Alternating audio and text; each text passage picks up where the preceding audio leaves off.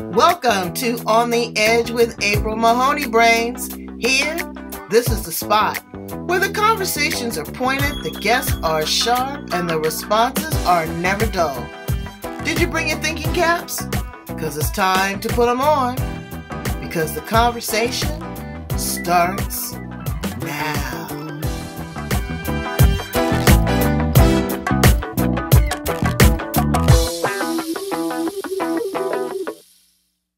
Welcome to On the Edge with April Mahoney, ladies, gentlemen, brains. You're at the spot. You're at the location. Your favorite place where the conversation is pointed and the guests are sharp. There he is. And the responses are never dull. We're in Australia today, brains. We're with Barrington D'Monte. I love that name. He says call him Barry. I want to call him Barrington. It's so regal, and it really lends to the character of who he is. Look at that grayness. It's a silver fox there. There's some wisdom there. He is a transformational leadership and emotional fitness coach. What is emotional fitness? We're going to ask him about that. He's a consultant and a trainer. Brains, he helps you dig deep to see who you are with inside of yourself. A lot of times you hear these coaches say that they're transformational. Well, sometimes I don't want to be transformed into anything. Sometimes I just want to figure out who I really am at my core. I don't need to change. I just need to be clear and concise about who I am, what my purpose is, what my goal is, and have someone there to facilitate and push me along the way. Barrington has been there. He's done that. He's had a lot of ups and downs of his own, but a lot of training and a lot of success. So let's welcome him to the edge. How are you, Barrington? I am very well, April, and thank you so very much for this wonderful, wonderful opportunity and wonderful gift to have some time with you. Thank you. Well, I'm so glad to have you. I love it. I have a lot of females, but when I get to bring a man to the table who is honest, open, and shows his vulnerability, that's a feather in my cap. Because a lot of men don't want to discuss that. There's a certain amount of, machismo. They want to be macho. They don't want to let people see them with their guards down. But you've done a lot of work. You've done a lot of self-development work. Tell us where your journey began. Okay, there's a couple of, if you like, points in my life that I've created catalysts that, for me, have taken me to where I am today. I guess the early parts, and I was listening to one of your guests earlier on, Dr. Ruchi Mishra, and we talked about, what do we, as kids, we grow up with this, thing of wanting to be someone, wanting to have significance, wanting to have some belonging.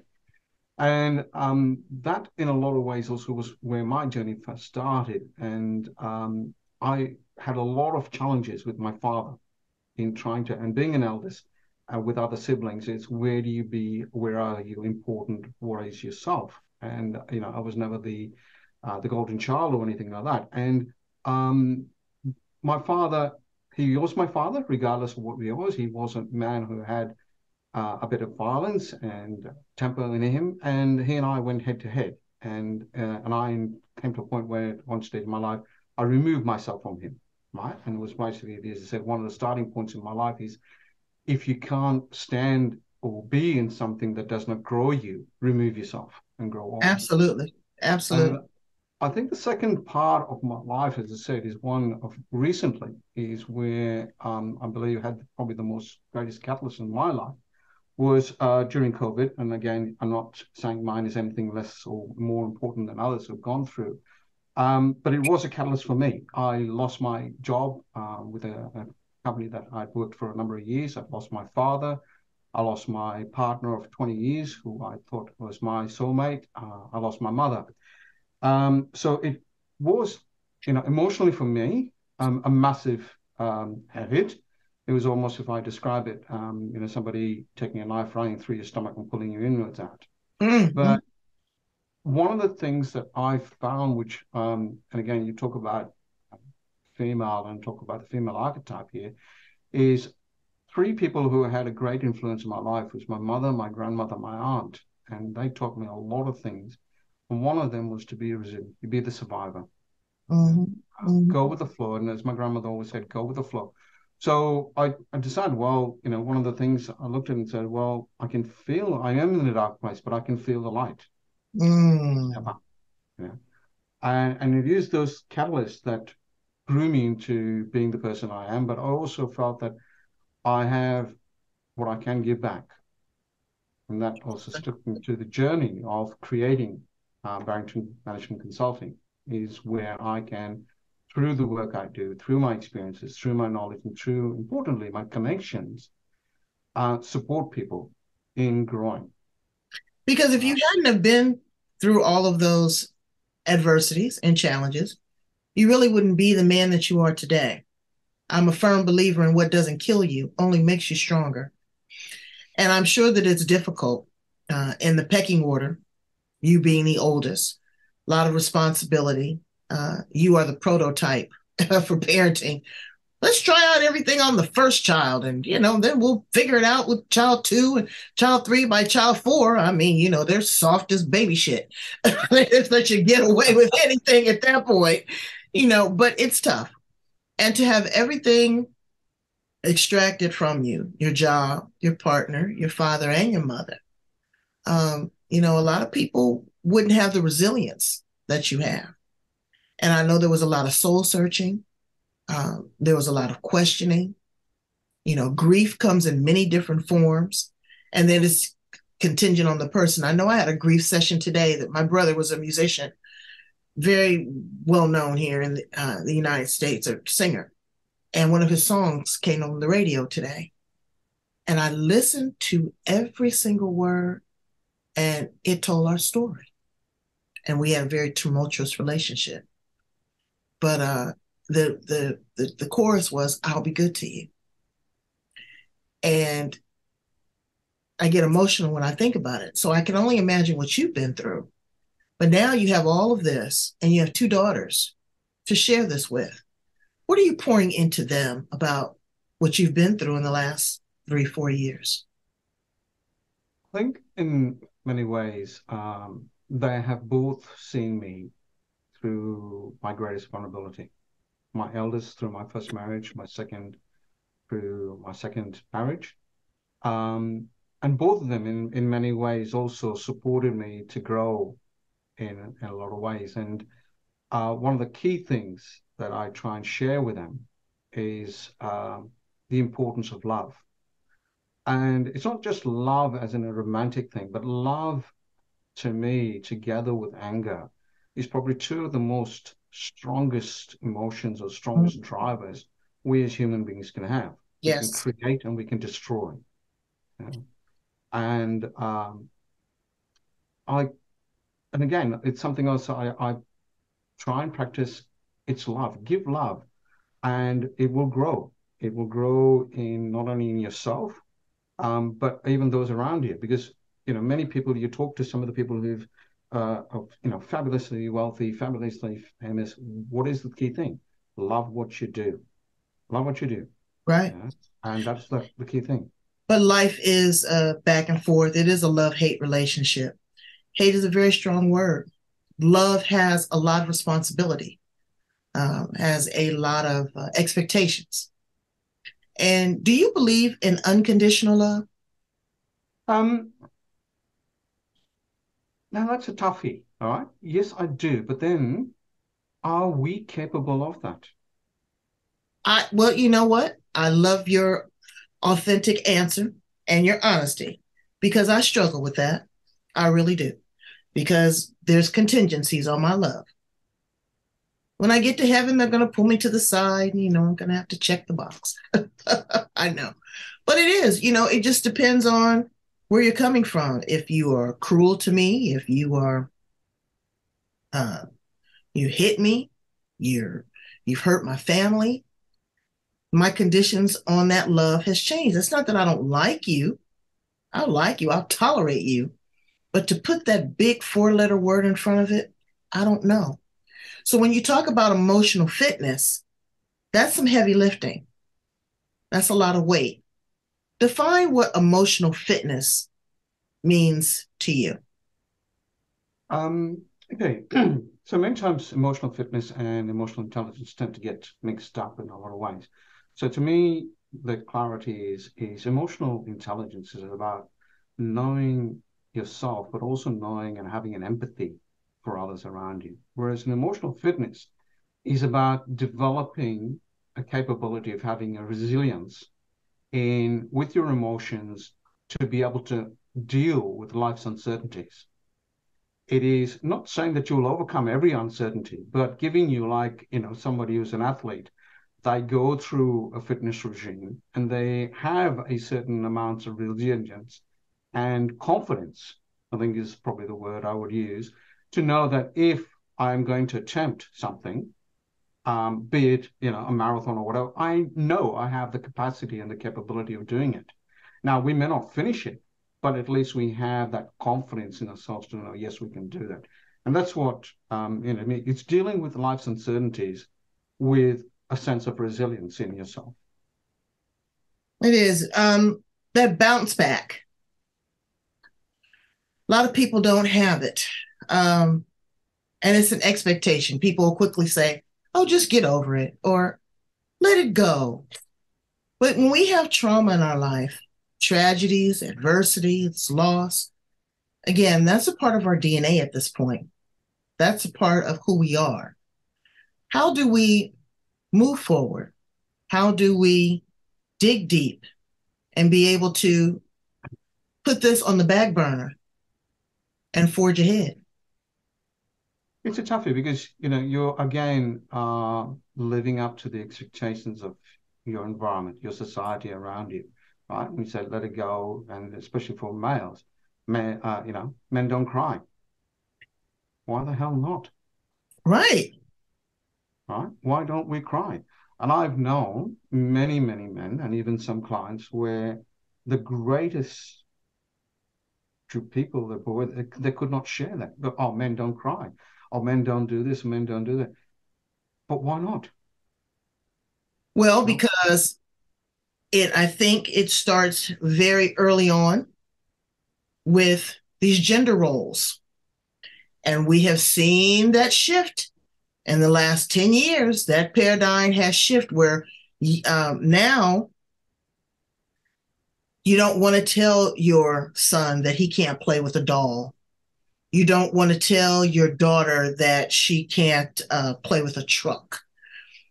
You don't want to tell your son that he's not able to cry. You don't want to tell your daughter, don't be a tomboy. Society has set us up to where we are defined in these gender roles. That's just been our makeup. But now, as you see, the world is evolving where transgenders are living a more open, fluid life. The children, they don't even want to be considered male or female. They want to be non binary. I'm still trying to figure that one out.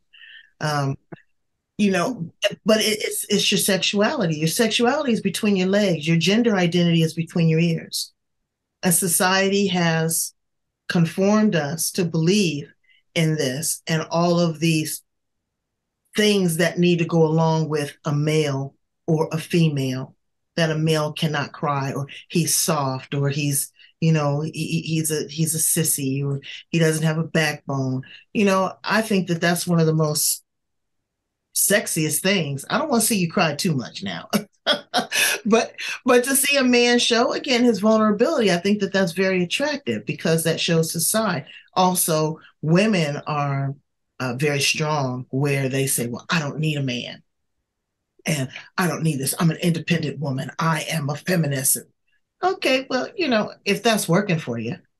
Me, I don't want to be in a relationship that somebody doesn't need me, that doesn't want me.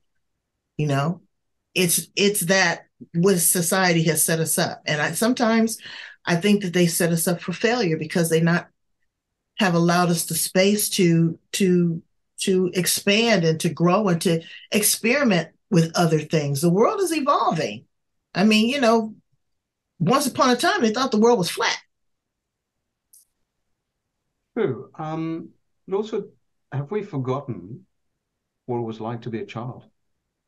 When Oh, we're children, there's this time in most children's life, and parents will go, oh, damn, they're going through this bloody why stage, right? And it's always why, why, why? And the question for the why is not so much is when we use the word why as an adult, we're basically judging, or we're either blaming someone or we're shaming. And whereas as a child, we don't, right? We are curious. We curious. want to know I think, what is the purpose of that? If why shouldn't I walk across the road? Well, not so much why shouldn't I walk across the road? What is the purpose of me walking across the road? Or what is the purpose of me not walking across the road? And I Absolutely. think in a lot of ways, we as society have forgotten, and you touched upon a couple of points, and I can tell you that there are certainly some wonderful conversations we can have on those things. But for me, I've sort of, as I said, over the last couple of years in my, if you like, recovery stage and healing, I've come across a simple phrase of no JBS. And by that I mean it's no judgment, no blame, no shame, right? And that starts from you. And I don't care who you are or what you are, and even without even going into the religious concept, no one has the right to judge. No one has the right to blame, and no one has the right to shame. And by that I mean is you may do something, but you've done it through your choice and for your reasons, right? In the same way I may have. Now, I may have done something where you may consider, oh, that's wrong. But is it wrong for you or wrong for me? Right. See? So, and that's something also that I try and practice. And I must admit, we're all flawed and we don't always do everything that we try to do. But it's something I try and encourage the people that I work with and support through their leadership is we are not perfect. If we are perfect, we're dead. Right? Right. We need to grow. And in order to grow, we should not judge. We should not blame or shame. We should learn. And the only way you can learn, or one of the ways I believe you can learn, is by keeping an open mind. No judgments, no blame, no shame. Well, now see, there's a conversation to be had there because I do judge. And not all my judgments are negative. That doesn't have to be a negative word, but my judgment is based upon my life experience. It's based upon my limitations. It's based upon my boundaries. It's based upon trust. I'm not a very trusting person. Okay. When I meet you, you get about 65%. You can ratchet up or ratchet down. That is my safety zone. That's not anything negative against someone else. It is protection for myself. Shaming, I'm not with that. Blaming, I'm not with that either. I'm about taking responsibility for my actions. If I do something, I'll be the first one to call myself out and say, you know what, April, that probably wasn't the best thing to do. Don't do it again. Shaming, I think that's weak and shallow because you're trying to belittle another individual. And that's what people do now. They want to belittle you. They want to make you feel small. They want to make you feel insignificant. But all that really is, in my opinion, is insecurity. The perfectionist, the person that just wants everything just, perfect. You leave no room, no margin for error. There's something flawed about that. You're working so hard to put on this persona. I call it the imposter syndrome because nothing is perfect. Everything can be improved on. A diamond, a pot of stew, your personality, your relationships, everything can be improved. And people just don't want to do that anymore. They want to force you to think the way that they think. That's why we're in this big kerfuffle here. Our last our last president, I can't even call the name. 45 was a cold piece. Dictator, just do what I say. And then everybody just started to fall in line. Again, that pecking order. Something's wrong with that, Barrington. How do we adjust that? You actually touched on a couple of really good points here. One of the things you said is I'm judgmental, or I have an ability to be judgmental. But you also then went on to say is what has brought you to that point. Now, can I suggest rather than it being a judgment, it's a perception, in that you have that perception you have is based on, as you've talked about it, your experiences, your beliefs, your meaning that you're given to a feeling that you have or an emotion that you've experienced. What is the triggers that have done? So I don't feel that you're being judgmental. Rather, I'm feeling that you have arrived at a perception. And as Dr. Wayne Dwyer says, is change the way you look at the world and the world will change. Absolutely. And you went on to then go on to say is, you talk about trust. You have a 60% or thereabout trust. Now you can either go up or down. And again, that is based on what you're saying is my perception. And if I change my perception of you and I change it because your behavior or your expression or your communication with me allows me to change my mindset. Right? And it gives me, so I wouldn't say it's judgmental in that sense. It is rather a state of perspective or perception you've arrived at. But again, also with perspective, it's just momentary, right? It's reality of a second, because reality always changes. Right. It's fluid. It's always evolving. But if people are stuck, there's a lot of people that are stuck. They don't want to do the work, or they'll come to you and they think that you have the magic wand and you're going to fix them. They don't do the work. You've done the work. I do the work. And we've got the battle scars, but we feel much better once we've been through that and we've come out on the other side. Wouldn't you agree? I agree. And again, for me, one of my challenges has been in moving into this new journey that I'm taking in my life, or new path of my journey I'm taking in my life. I spent a considerable amount of my life as a consultant, right? And a consultant is there to provide you with counsel. And many times people expect you to have the answer for it. You're a consultant. I'm paying you to give me the answers, right? Yet, as a coach, it's a different mindset, And somebody once asked me, well, how do you describe yourself as a coach? And I said, well, think of, one of the most elaborate or the most, not just expensive, but one of the most grandiose buildings or structures you can ever think of. And that's your life. Right? I'm the doorman. Right? I see myself as a doorman. I open the door and invite you in, right? For you to discover. I will open windows, I will open doors, but it's for you to look at it and walk into it and experience it. See? And that's the key thing is, are we strong enough to take and look at ourselves first? It's all about ourselves. Now, people go, that's selfish, but what do you think about yourself? You love yourself. Well, hang on. If you don't love yourself or you don't know yourself, how do you expect to know others? How do you expect, if you can't love you, how can you expect me to love you?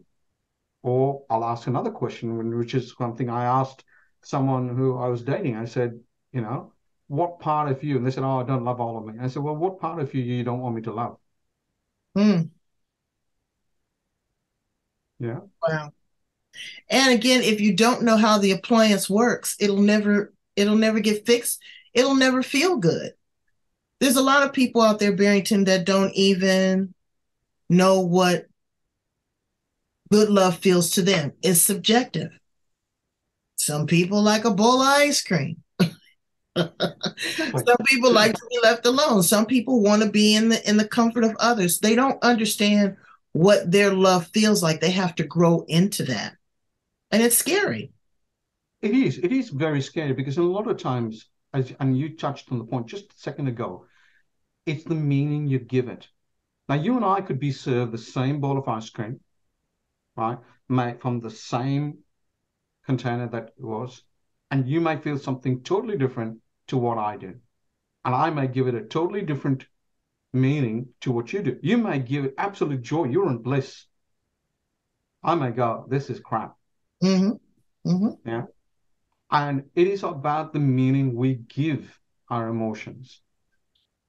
And when we change those meanings, our emotions change. And in changing our emotions, our lives change.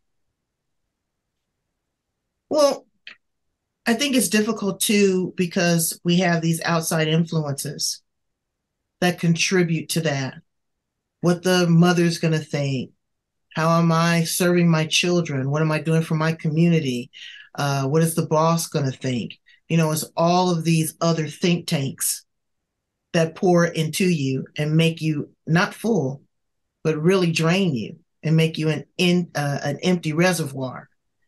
And so, what I ask people to do is just to hold that container just for a minute and do some self evaluation. Do a brain dump. I love to do a brain dump. I'll get stickies and a whiteboard and everything that's on my mind. I'll just put it out there. And then I'll go back and look at it in a couple days and I see that there's a story, that there's a pattern. And is it leading in the same direction? Is this an area that I need to consult with someone like Barrington on to say, you know what? I keep coming across the same situation over and over and over again. How can I break through? How do you help your clients break through? It's one thing to get you through the door. Okay. It's like a great meditation. You're going through that door. It is a rite of passage. But when I'm on the other side, coping with that, dealing with that, and engaging with that, that's a different experience within itself.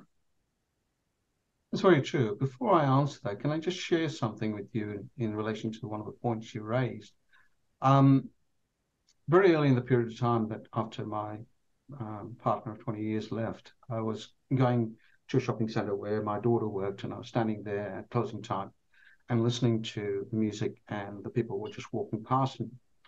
And I was actually looking at the crowd. I was looking for my wife, right? That I'm sure still my wife.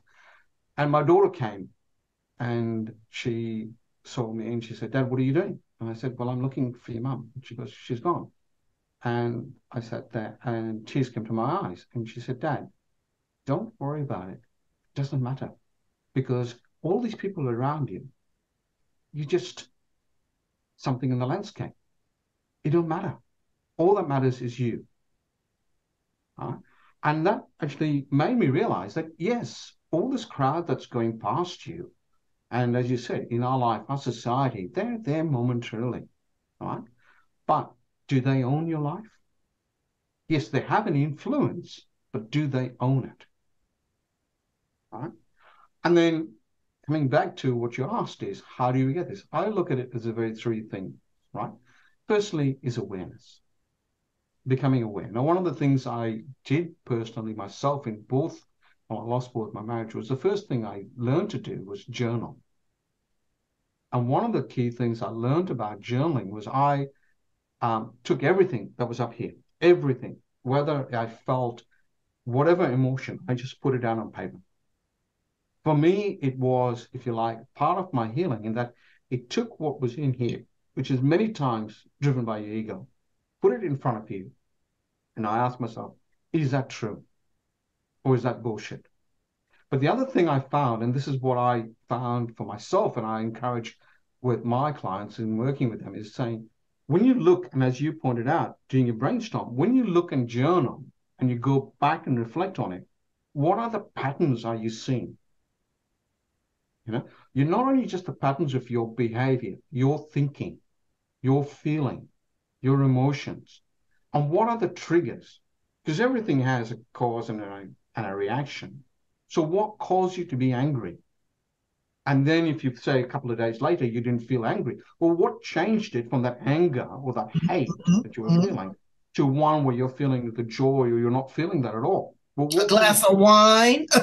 maybe, but what was the pattern that you did, right? Right. And is it something that is resourceful? Right. Okay. And it's a similar thing too, is like when when I was doing consulting, when we did a project, we do a post implementation or a post review. What did we do well? Right? What didn't we do well? What would we do if we knew about this when we were doing the things? Right? And what the things that we did well, what will we keep on doing? Mm-hmm. And of the things that we didn't do well, are they applicable and should we keep on doing them or learn how to do them? Right. I think you can use this across everything, not just in your work, but even in your life, even with your relationships. What was it that caused that relationship? And it's, again, as you say, brainstorming, removing that emotional baggage, if you like, or That's, that emotional attachment, and let's try and be logical if that's possible. And but I know it's hard. it's I know looking it's at it. bloody hard. I know it's bloody hard, right? Because this ego will come up out of the back seat and go, "Hey, you But know let me what? tell you, You're going but down let the me wrong tell you street, about that dude." ego. Let me tell you about the ego, because I have an ego coach. Oh yes. Yeah. You laugh now. I'm gonna tell you, I'm gonna turn you on to her after this interview. It is the most wicked thing I have ever done, and I have worked with some of the best. Wayne Dyer, Dr. Phil, Martha Beck, Lisa Nichols, Ellen DeGeneres. I've worked with all of them. Okay, so this is what she taught me, is that you have to feed your ego what it needs. Because if you don't, it is like a suppressed can. The pressure will build up and it will go off. She has taught me techniques that I can go into a boardroom meeting, and within about 20 minutes, I can read everyone in the room. But it's to my benefit not to judge them, but to feed them what they need. Sometimes there's a person that wants to hold court. Give them their 5 or 10 minutes. There's another person that's shy. Honor that. There's another person that is, it's got to be the smartest one in the room. Allow that and adjust your behavior and your ego to align with what is going on around you, because the ego is the gateway to the soul. And we have to understand how to manage it, love it, nurture it, feed it, and position it so that it's not this evil monster that rears up and thinks that it's superior over everyone else. It is an intricate part of your being. And a lot of times people have given it a negative connotation because, oh, well, you're egotistical. Well, that's a part of self-love too, because that ego is a part of who you are. And you have to love every part of yourself. Now, I'm not saying turn it loose, but if it is strategically worked, mastered, it can really be your very best friend. It's your alter ego. It is in your subconscious mind. She has taught me that we have 6 life purposes, not just one, but 6. And what is your driving force? And what is your intention? And how are you going to make all of these things work better for humanity? Not just about self. The bigger picture here, brains, okay? Not just Barrington, not just April, but everyone under the sound of our voice. Is this conversation going to make it better for you? Is it going to give you one insightful thing that you're going to try that's going to turn your life around? That's what we want to do here on The Edge. That's why we have these great conversations. But we've done some deep stuff. Now I want to do some fun stuff. Let's switch it up a little bit. So this is my favorite question. Barrington D'Monte, if you were an appliance in the kitchen, what appliance would you be and why?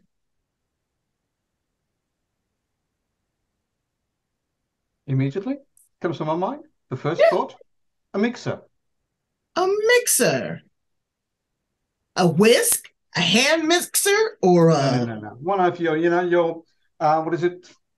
those Pinay or whatever, KitchenAids? the big little thing with the bowl and the what thing where you throw your Oh, cake and all that. One of those things. why? Why would you be that? Okay. As you probably gather, I love conversation, right? Okay. They say God gave you 2 years and a mouth, and I think in my case, He gave me 2 mouths and a years as well. I find conversation, you learn a lot, right? It brings, and especially depending on your audience and who you're having the conversation with, I find I always learn something, and people sometimes learn about me. But I feel the reason I say mix is when you bring all these ingredients together, right, and you put them together, that mixer brings sometimes a very wonderful product. Think of it. If I'm making a cake, I put in various ingredients, right? I mix it, I put it together. What do you have at the end of it? Something that you can make something. Absolutely. Right? I'll be the refrigerator. I just want to chill.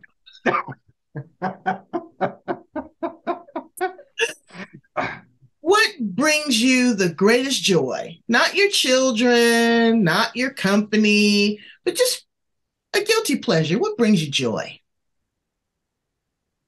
I say life in general. Life in general.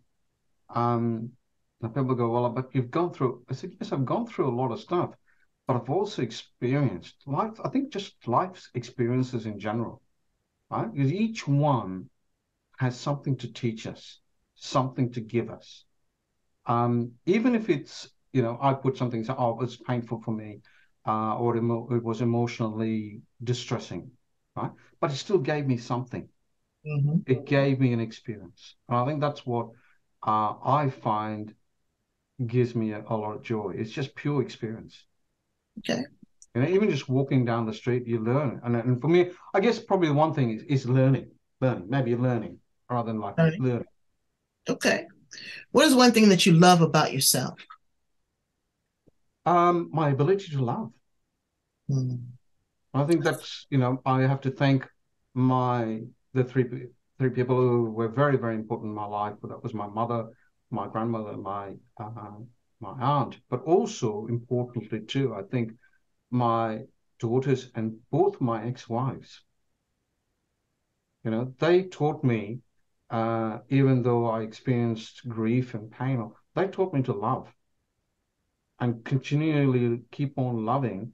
And that's given me a resilience to face whatever. I have if you like, a sense of empowerment in myself. But what I hear also is that you've been able to uh, be a bit of a sifter, that you've been able to edit and filter and get the lumps out and make it fluffy, because love is ever evolving and it's changing. It's not just one thing. You don't love one thing necessarily like you love another. I'll use children as an example. Hmm. You have 2 children, 4 children, whatever. Each one of them you love, but you have to love them in a different kind of way based upon the relationship that you have. So, love is subjective. That's not that you don't love them equally. And some parents don't love their children equally. I'm not talking about you, me, but let's keep it 100. They just don't. And some parents aren't cut out to be parents.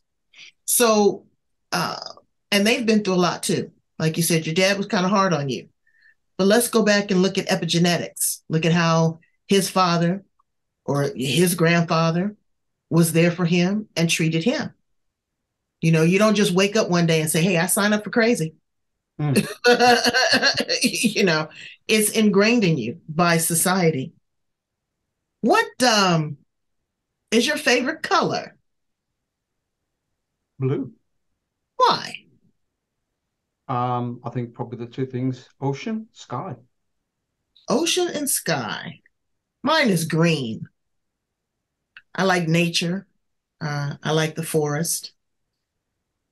If you were an animal, what animal would you be?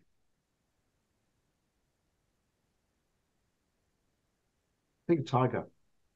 Tiger. Are you a bit of a predator? Mm, if I like something or I love something, I will put everything I have in me to not necessarily get, and get is not the right word to use. I think get it, it sounds like a case of possession, and I don't possess, but to achieve it. Okay, that's fair. I'd be a party animal. Oh, yes, indeed. Speaking of a party animal, I have been watching some of your photographs, and you are quite the dancer there. Tell us a little bit about your dancing. Is that ballroom Okay. dancing that you're doing, or do you just like to do salsa? What are you out there doing? Okay. So let's. Okay. I've always loved to dance. From very young, I've enjoyed dancing. I think I grew up. Not think I. No, I grew up during the 70s, and my one of my uncles played in a band, which did a lot of rock and roll. So we got introduced to that, and just the whole thing. And when we grew up, there was no such thing as TV, so the jam sessions were the big thing, right? So the Saturday night dances, and those things, and that brought the community together. That brought us together. So I guess the love of the dance, and even my father was quite a good dancer. So I've enjoyed dancing, though I must admit I still have two left feet. Now, the particular instance you're talking about was last year at Halloween. We got asked to go for a Halloween dance, and I went with somebody who was very special, but not the person that you saw me dancing with. Because we got up on the floor and they split everybody up. And they said, okay, you, with this person, get out there and dance. And the idea was to get out there with a perfect stranger and dance and just enjoy yourself. So I did. Well, you did a splendid job. Thank you. If you had three wishes, Barrington D'Monte, what would they be?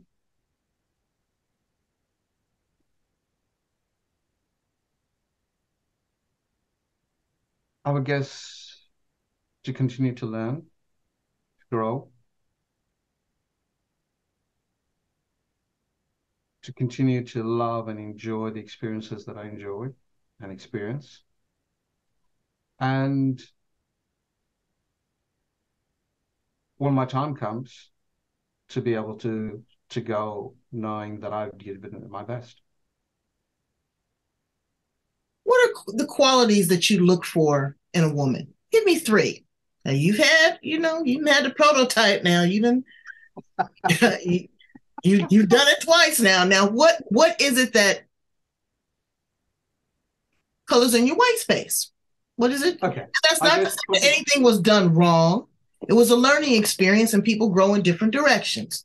But what are you looking for now?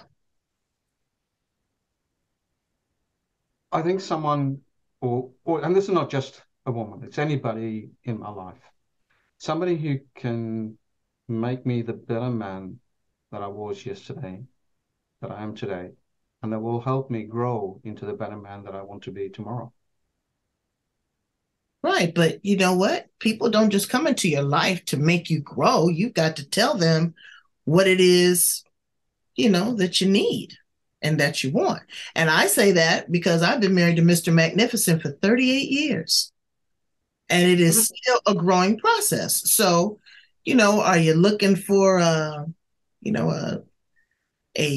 smart, independent woman? Are you looking for a woman that's a good cook? That's okay. Are you looking for a person that loves to dance? Are you looking for a person that makes you laugh? What are some of the characteristics that you may not have gotten before? Because Brains, for you guys that can't see him, he's a silver fox, honey. I done told him that a couple times now. Okay, he's a good catch and he's a smart man. But there's something that you're looking for as well, because you're pouring all this, you keep using that big word, love, love, love, love, love, right? But how do you want to be loved? I think coming back to what I said earlier, it's non-judgmental, somebody who doesn't blame or doesn't shame you, but has no expectations, goes with the flow, wants to enjoy and experience life to the fullest. And there are times when we may not, but that's okay. And it's just, I think for me, enjoy life, experience it, learn from it. And in between, if you both can love each other, or you can love and share and have all the wonderful things that go with it, great sex or whatever the case may be. Oh, you got to have great sex. That's a deal breaker. Then how do you measure that? Okay, come on. How do you measure that? I'll say it. You're trying to be all politically correct. I will tell you got to be down with the get down. Okay? And you have to make me laugh. I love a man that makes me laugh. And my husband, we call this thing called macking. It's like a street vernacular. He's got to be able to be witty, and he's got to be able to say some things to me that just, or whisper in my ear. My husband can clear his throat. We'll be in a store. I can hear him clear his throat, and my heart skips a beat. I can almost really feel his car when it comes down the street. When you've been married to someone 38 years, but we were having a discussion about our 34-year-old daughter. And he said some things to me that I was shocked. It's just because he was naive. And I'm like, you grew up on the streets of South Central. You've seen a lot of stuff. You've traveled the world. You've been in the military. You worked in law enforcement, all these things. And he was still very naive. So again, you can never know what you don't know. And I thank you for letting us know all about you. You have been a fantastic guest. Thank you so much, Barrington. Please tell my brains how to get in contact with you. Brains, call and get the consultation. If you're there in Australia, if you are in Thailand, he's just a Zoom call away. I want you to go in and get the insight. Women, learn to work side by side with a man. It's not a competition. They're not out to get us, and we're not out to do men in. We are human beings. We have to coexist in this world. And the greatest gift that we can give one another is love, no shame, no blame, and a little bit of judgment. How can they contact you, Barrington? Okay, very simply, just go to my website, barringtonconsulting.com.au. There's a form, just go through, have a look at the things that I do and the people I work with. But there's a form, please fill it in. I'm actually updating the website to also set up a calendar entry where you can just book in a time. Please, with the form, I will get back to you ASAP, and I'll work a time with you. Again, it's not going to cost you other than your time and a conversation with me as to how I can support you.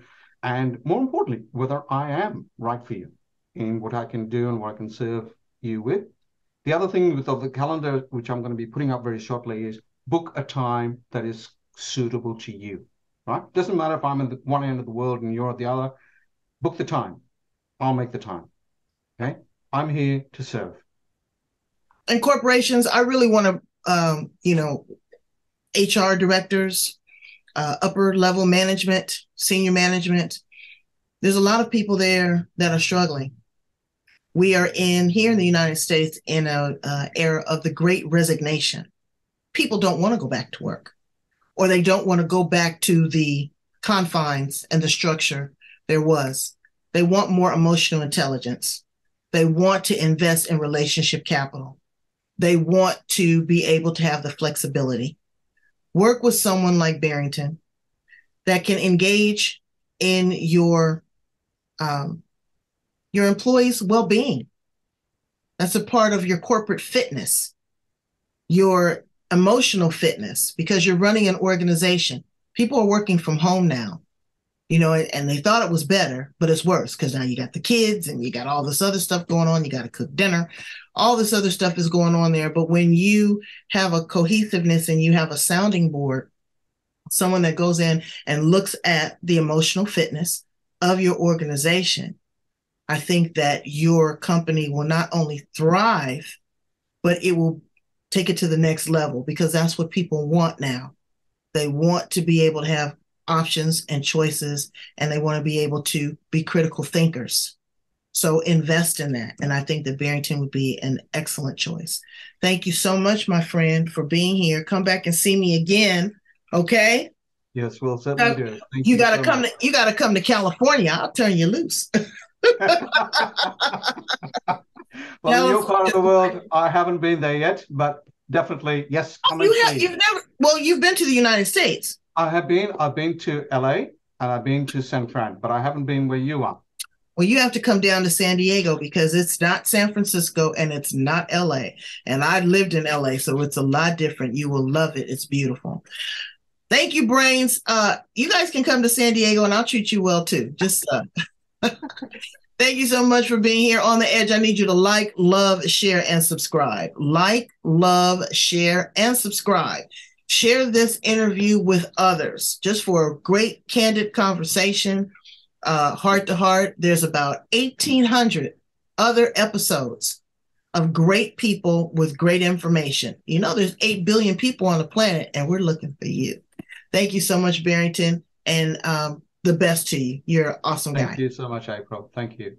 All right. Bye, Brains.